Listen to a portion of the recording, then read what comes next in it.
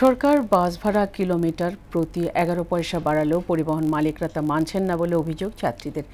নতুন ভাড়ার তালিকা নেই দূরপাল্লার কোনো বাস কাউন্টারে। দায়িত্বরতরা বলছেন এখনও নতুন ভাড়ার তালিকা হাতে পাননি তারা। অতিরিক্ত ভাড়া আদায়ের অভিযোগ অস্বীকার করে পরিবহন সংশ্লিষ্টরা বলেন আগের ভাড়াতেই টিকিট বিক্রি করছেন তারা। এমদাদুল হক খানের রিপোর্ট।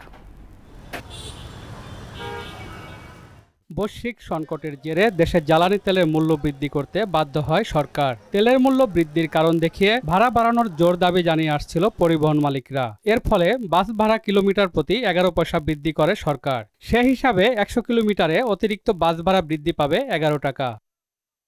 তবে সে হিসাবটা মানছে না বাস মালিকরা। যাত্রীদের অভিযোগ, ঢাকা থেকে ঝিনাইদহ যেতে আগে যেখানে 650 টাকা লাগতো এখন সেখানে ভাড়া নিচ্ছে 750 টাকা। ঝিনাইদহের মতো বিভিন্ন গন্তব্যে এমন বাড়তি ভাড়া নেওয়ার অভিযোগ করেন দূরপাল্লার যাত্রীরা। আমি তো 150 টাকা দিতাম মুতুলি যায়, কিন্তু এখন এরা বলতে চাইছে 80 টাকা দিতে হবে। লিটারে তেলের দাম বেড়েছে 15 টাকা, যাত্রীপতিরা 100 টাকা বাড়ি দিয়েছে, 50 টাকা বাড়াতে পারতো।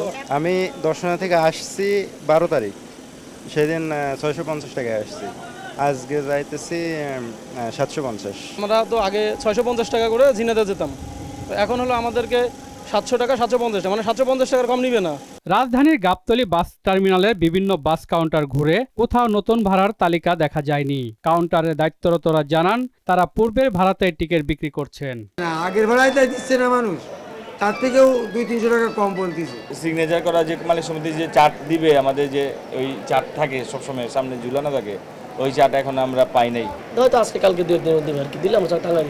বাড়তি ভাড়া নেয়ার বিষয়ে তাদের দাবি, প্রতিযোগিতার বাজারে তারা আগে 100 টাকা কম নিত, কিন্তু বর্তমানে সেই 100 টাকা নিচ্ছেন। বরাবরের মতো এটাকে আগে নির্ধারিত ভাড়া বলে জানান তারা। ব্যবসার সুবাদে বা ব্যবসার ক্ষেত্রে বা প্রতিরক্ষার ক্ষেত্রে, মানে আশেপাশে যারা আছে সবার সাথে মিল মহব্বত রেখে কাজ করার তাগিদে আমরা 650টা সবাই মিলে এটা করেছিলাম। তবে বাড়তি ভাড়া নেয়ার কথা স্বীকার করলেন চালকরা। ভাড়া বাড়াইছে, এখন এটা কোম্পানি জানে, এটা তো আমি চালক, আমি কিছু জানি না। অন্য চালকদের দাবি, যাত্রীরা বাড়তি ভাড়া দিতে আগ্রহী নয়, তারা সরকার নির্ধারিত ভাড়ার চেয়েও কম টাকা দিতে চায়। আগেরটাই তো দেন, আগে তো 188 টাকা ভাড়া, ওইটাই তো দেন, 180 টাকাই তো দেন। তেলের মূল্য বৃদ্ধির কারণে বাড়তি ভাড়ার বিষয়টি মেনে নিলেও সরকার নির্ধারিত ভাড়ার বেশি যাতে পরিবহনগুলো নিতে না পারে সে ব্যাপারে সংশ্লিষ্ট কর্তৃপক্ষের নজরদারির দাবি জানান যাত্রীরা। সামান্য কিছু বাড়লে সমস্যা নাই, ভাড়া যে গুণে বাড়াইছে তো এটা অবশ্যই সরকারের দেখা উচিত। এমদাদুল হক খান, মহানগর সংবাদ, ঢাকা।